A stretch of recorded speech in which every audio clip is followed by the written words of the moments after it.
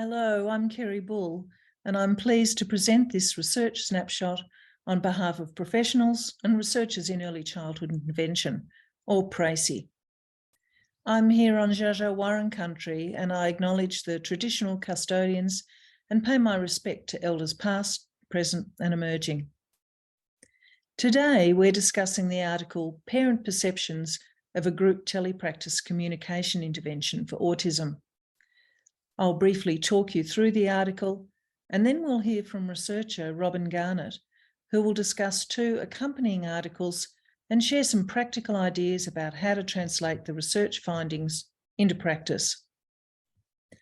PRECI chose this article because it reports on current Australian research on the Hanon More Than Words program that's delivered widely by speech pathologists in early childhood intervention, but also because of its focus on telepractice that's particularly pertinent for us all right now.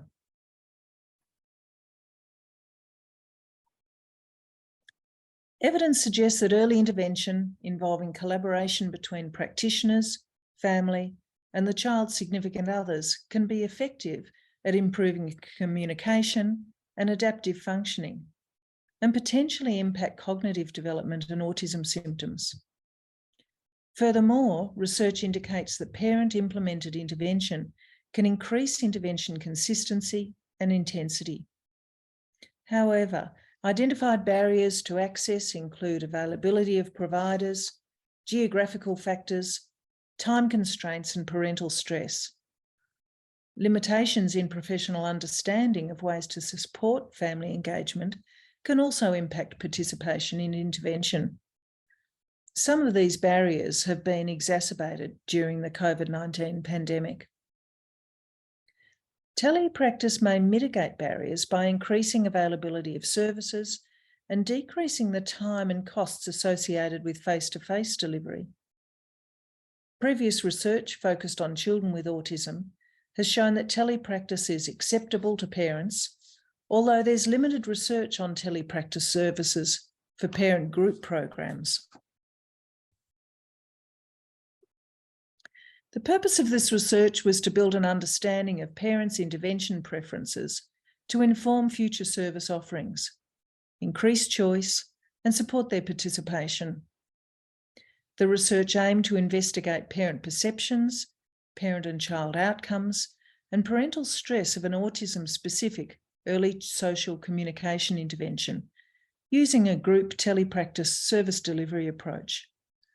The specific intervention was the manualised Hanon More Than Words program.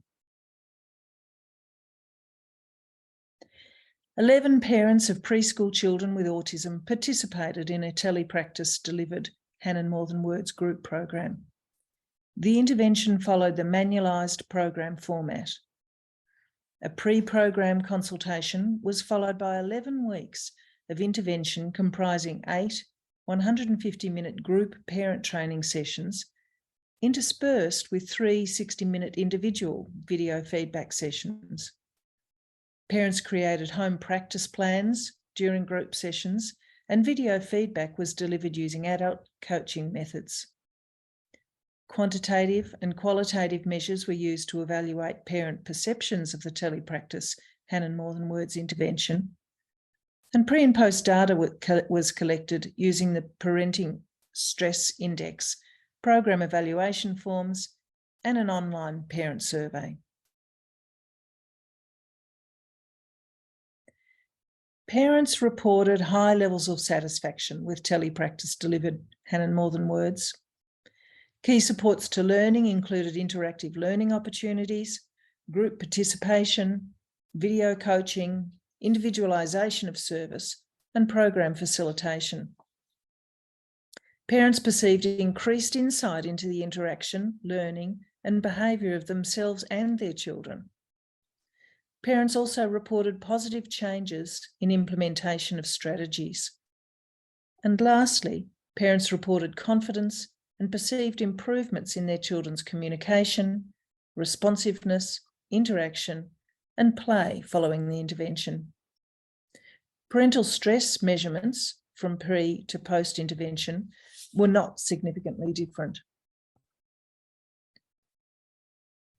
So how might we think about the implications of this research on our practice? We can consider the expansion of a traditional face-to-face group intervention program, such as Hannah More Than Words, to telepractice. However, consideration should be given to the availability of suitably trained and resourced practitioners to be able to support parent engagement. There are two websites that could be helpful for you. The Hannon Centre website offers us a comprehensive range of information, resources, and opportunities for professional development.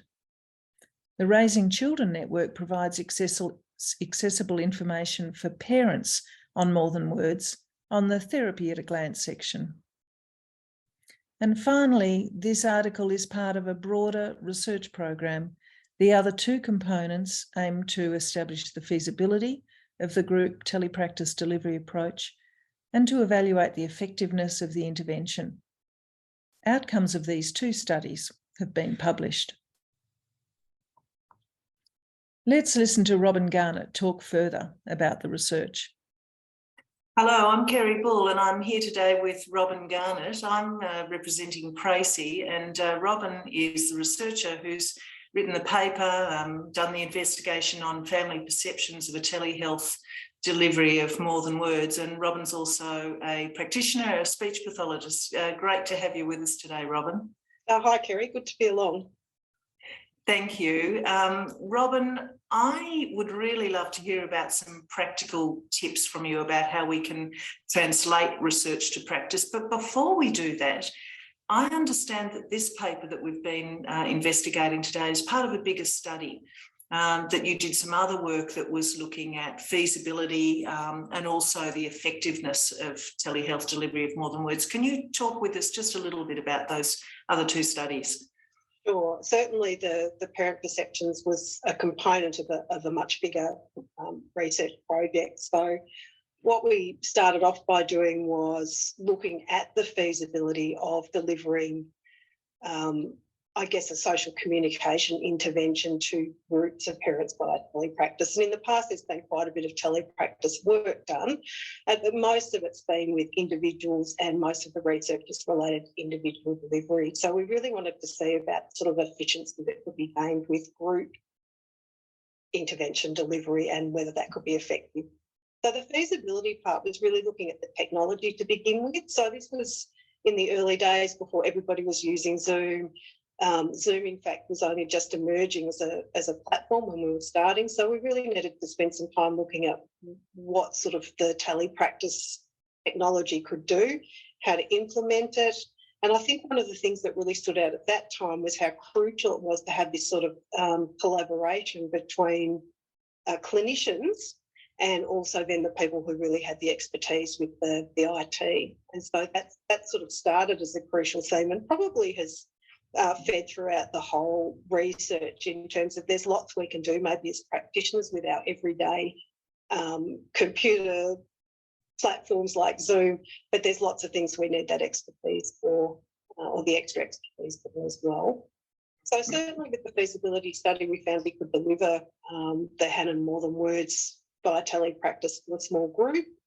The parents themselves were very happy with the aspect of the telepractice delivery. They found some convenience with that, and also they were quite comfortable with that approach. So that really got us off on the right foot.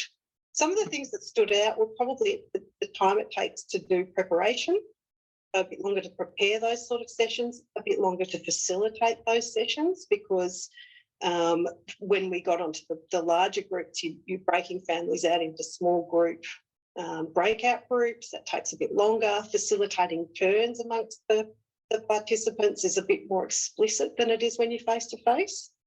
And I think a bit more complexity in terms of knowing your content, and you need to know it really well because you're really focusing on managing all of the technology at the same time. So that technology aspect making it a little more complex and probably taking a bit longer for us as practitioners, I think. Yeah, that makes good sense, Robin. So this balance of your clinical skills and content knowledge of the More Than Words program, balancing that with all your IT skills. And what a trailblazer you were, because you were doing this work before COVID, before we were all using telehealth as part of our daily practice. What about the other study, the effectiveness study? Can you talk a bit about that? Absolutely. So once we sort of worked out that this was a pretty feasible approach using this group telepractice approach, then what I really wanted to look at was, well, can this be effective? And really looking at parent communication and child communication when participating in that group More Than Words program via telepractice. So really pleasing results, as it turned out. The parents were really able to decrease their directive communication behaviour and really increase their responsive communication behaviour with their children. And that was really the key thing we were looking at, because we know responsive communication is really, really associated with supporting social communication development in young children. So that happened, and also, again, measuring the children's social communication behaviours, again, some significant increases in the child responsiveness to their parents, and also, very pleasingly, the child initiations with their parents. So from behavioural requests through to joint attention through to functional.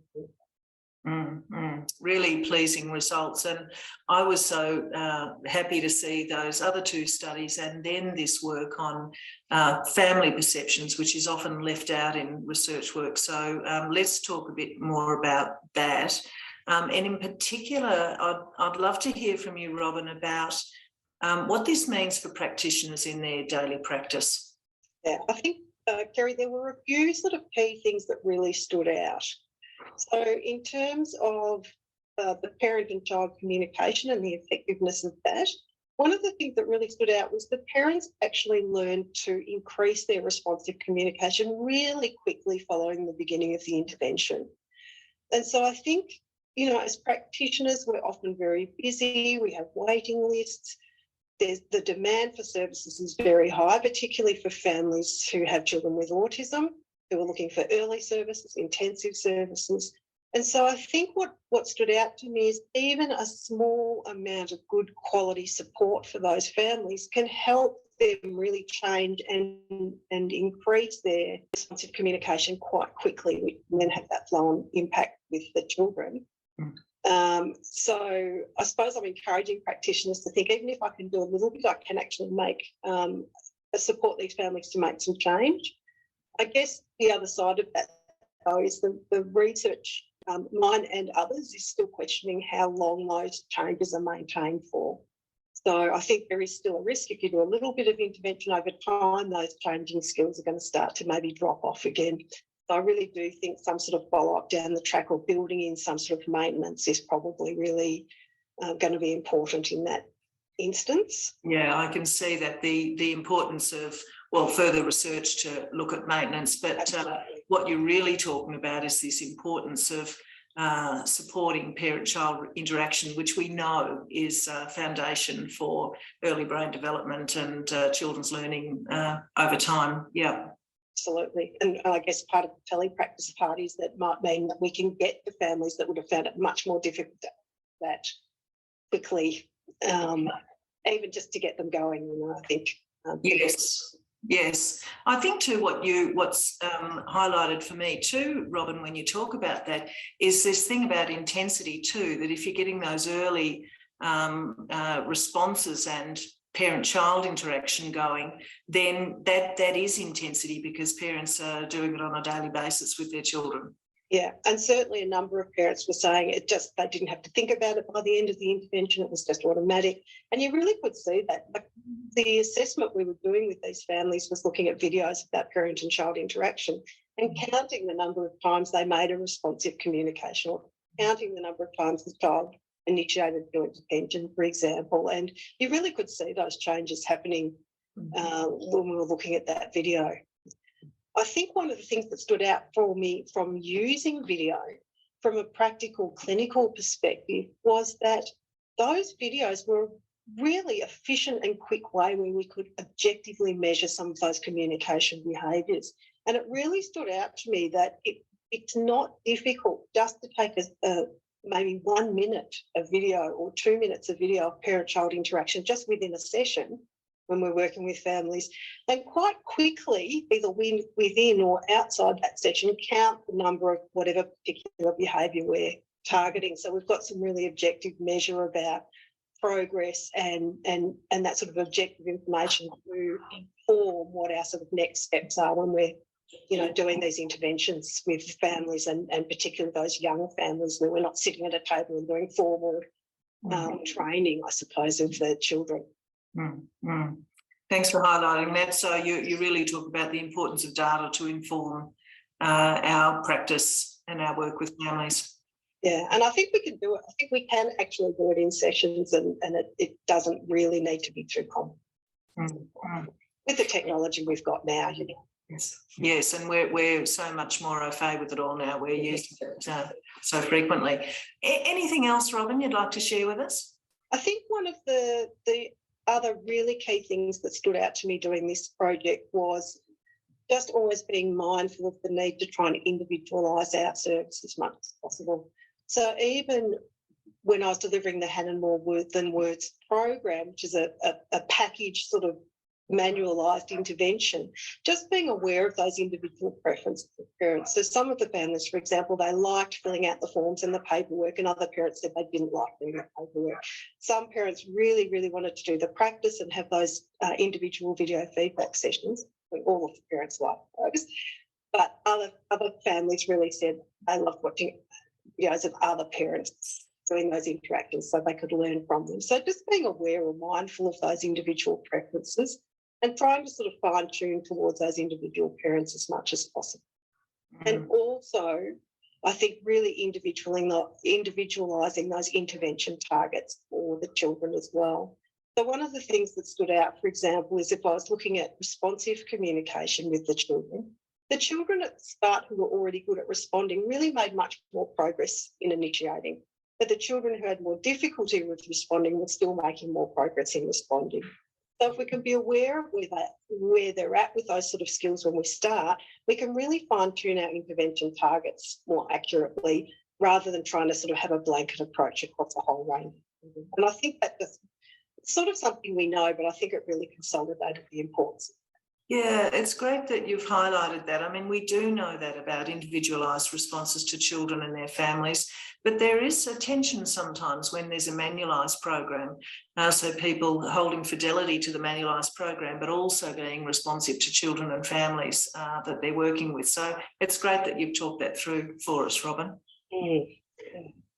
Thank you so much for being with us today. It's great to hear from the researcher who's done this work, and I'll be encouraging listeners to have a look at the other two studies that you've done. Both of those research projects have been published and are available for people to have a look at. So thanks so much, Robin. Thanks for the opportunity to talk about it today, Kerry. This paper was produced by Robin and her colleagues Bronwyn Davidson and Patricia Eadie from the University of Melbourne. Thank you for listening to this research snapshot. You'll find more snapshots relevant to your daily work on the PRECI website.